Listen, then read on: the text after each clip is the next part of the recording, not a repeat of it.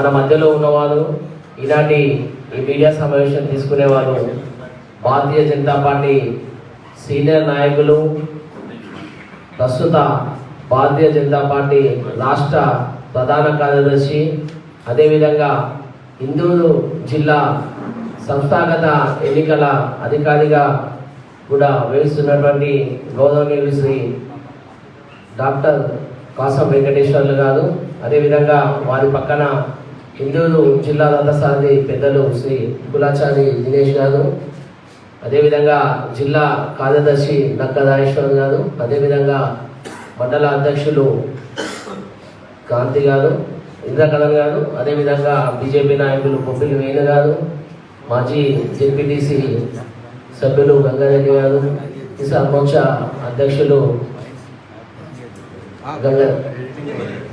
తిరుపతి రెడ్డి గారు, అదేవిధంగా బీజేపీ నాయకులు సత్యనారాయణ గారు, నా పక్కన రామచంద్ర గారు స్టేట్ కౌన్సిల్ మెంబర్, అదేవిధంగా రూరల్ అసెంబ్లీ కన్వీనర్ పద్మారెడ్డి గారు, అదేవిధంగా వాసు గారు, నా పేరు జ్ఞానం రాజు, జిల్లా ప్రధాన కార్యదర్శి. ఇప్పుడు ఈనాటి మీడియా సమావేశాన్ని తీసుకోవాల్సింది ఆ పెద్దలు శ్రీ డాక్టర్ కాసం వెంకటేశ్వర గారిని కోరుచాము.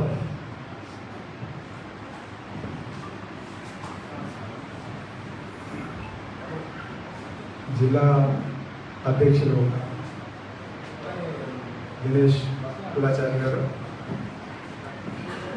సోదరుడు కార్పొరేటర్ జిల్లా ప్రధాన కార్యదర్శి జయరాం దాస్ గారు, వేదికపైన ఉన్నటువంటి సీనియర్ నాయకులు, భారతీయ జనతా పార్టీ ముఖ్యమైనటువంటి కార్యకర్తలు, మీడియా మిత్రులందరికీ స్వాగతం పలుకుతూ,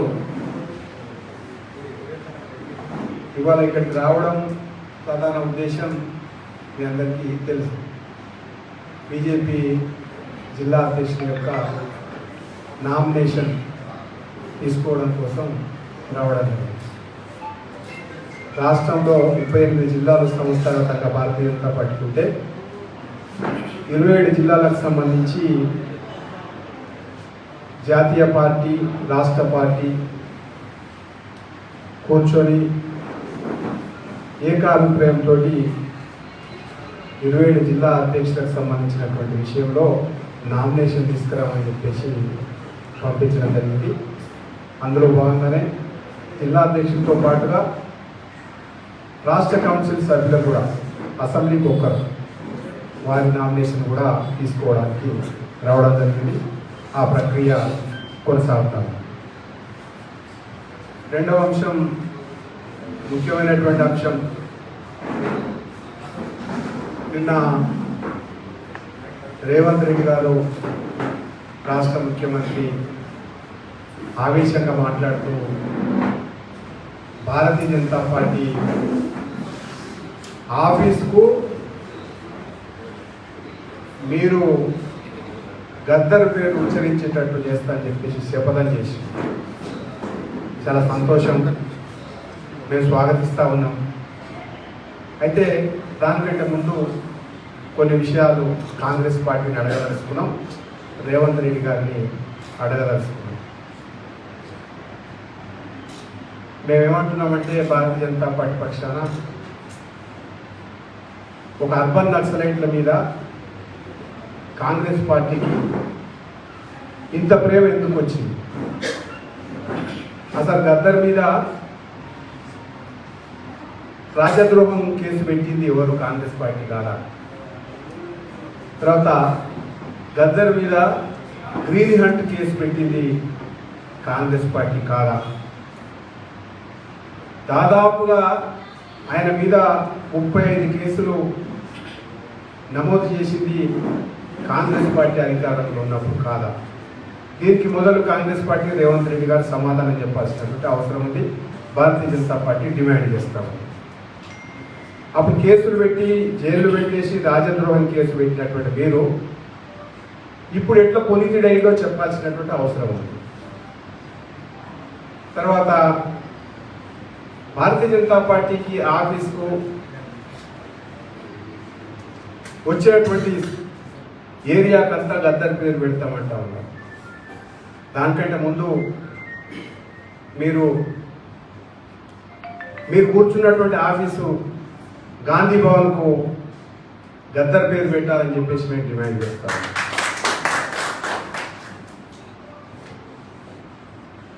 తర్వాత మీరు ఇందిరమ్మ ఇండ్లు అని చెప్పేసి ఇప్పుడు మాట్లాడుతూ ఉన్నారు, అందరికి ఇస్తామని చెప్తున్నారు. ఇందిరమ్మ పేరు ఎందుకు పెట్టుకోవాలా? దాని గద్దరన్న ఇండ్లు అని చెప్పేసి పేరు పెట్టండి. ఇంటికో తుపాకీ ఇవ్వండి, జనాల మీదకి తోలండి, మారణహోమం సృష్టించండి. మేము వద్దంటలేదు.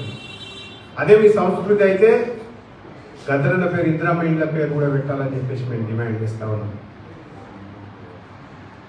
కాంగ్రెస్ సంస్కృతి దీనికి కొత్త కాదు. ఢిల్లీలో ఆశ్చర్యపోతాం, హిందువులను ఊచకోతం వచ్చినటువంటి ఔరంగజేబ్ పేరు మీద మార్పు ఉంటుంది. ఔరంగజేబ్ రోడ్ అని ఉంటుంది, తుగ్లక్ రోడ్ అని ఉంటుంది,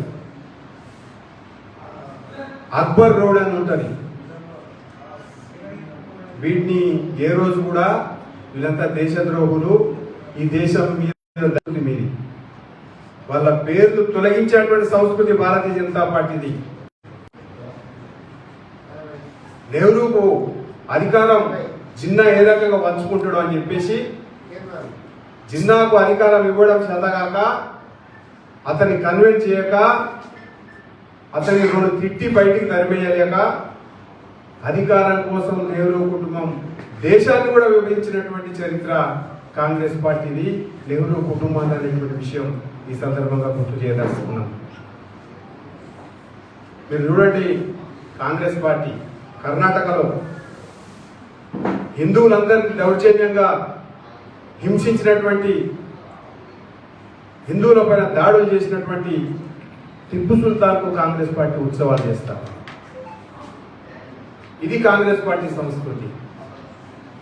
అంతెందుకు ఈ మధ్య కాలంలో ఇప్పుడు కూడా కాంగ్రెస్ పార్టీ ఎవడు నాయకుడు లేడన్నట్టు దేశంలో ఇటలీ నుంచి వచ్చినటువంటి సోనియా గాంధీని కాంగ్రెస్ పార్టీ అధ్యక్షురాలు చేసినటువంటి సంస్కృతి కాంగ్రెస్ పార్టీ. కాంగ్రెస్ పార్టీకి ఇవాళ నువ్వు గద్దర్ పేరు పెట్టుకుంటావా, ఏ పేరు పెట్టుకుంటావా, ఏదైనా పెట్టుకో, ప్రజలు మిమ్మల్ని విశ్వసించేటువంటి స్థితిలో లేరు. ఇవాళ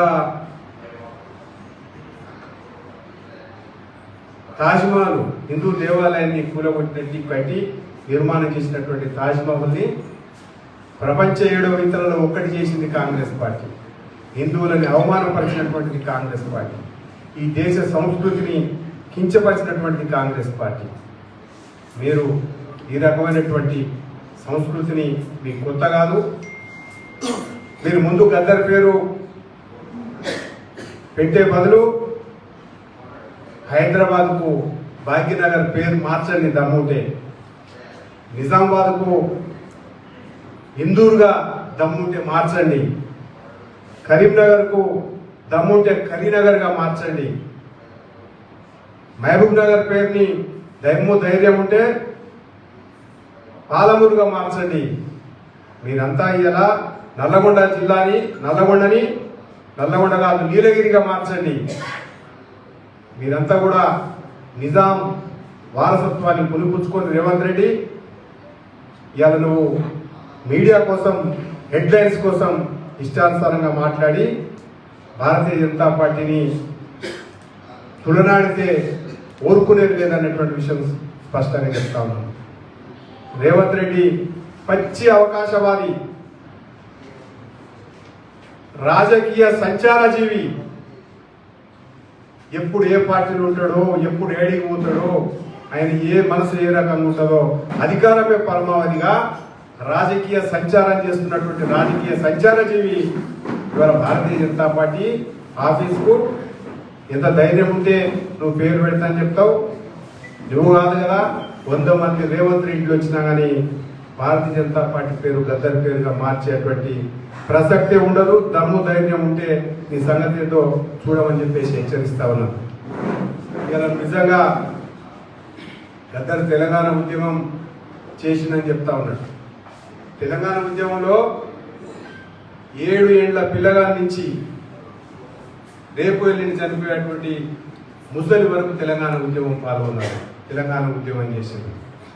తెలంగాణ ఉద్యమంలో ఎవరో ఒకరు చైతన్యం తీసుకొచ్చింది కాదు, తెలంగాణనే చైతన్యమై తెలంగాణను సాధించుకుంది.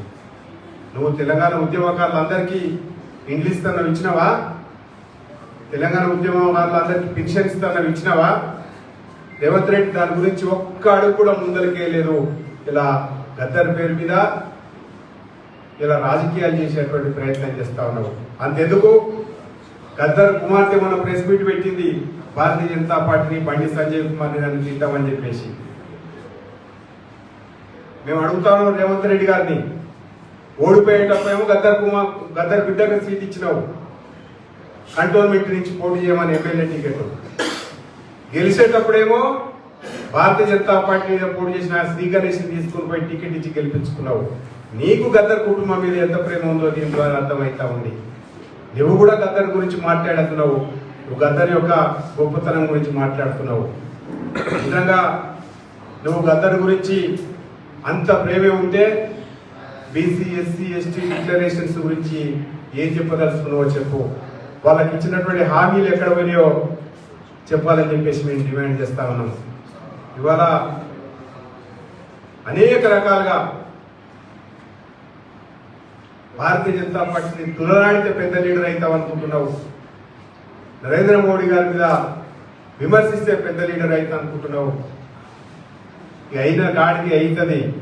ఇలా కాంగ్రెస్ పార్టీ రేవంత్ రెడ్డి ఇలా మంచి బడ్జెట్ పెడుతుంది భారత ప్రభుత్వం అని చెప్పేసి చూడలేక ఓర్వలేక నిన్న కేసీఆర్ రేవంత్ రెడ్డి కూడబలుపుకొని డ్రామాలాడి ప్రజల యొక్క దృష్టిని మళ్లించడం కోసం నువ్వెంత అంటే నువ్వెంత అని బజార్ రౌడీల లెక్క, వీధి రౌడీల లెక్క తిట్టుకునేటువంటి ప్రయత్నం చేస్తావు. భాష నీచమైనటువంటి భాష మాట్లాడుతూ ప్రజలు అసహించుకునేటట్టు ప్రవర్తిస్తా ఉన్నారు. అందుకోసమే మేము చెప్తా ఉన్నాం, భారతీయ జనతా పార్టీ విలక్షణమైనటువంటి పార్టీ.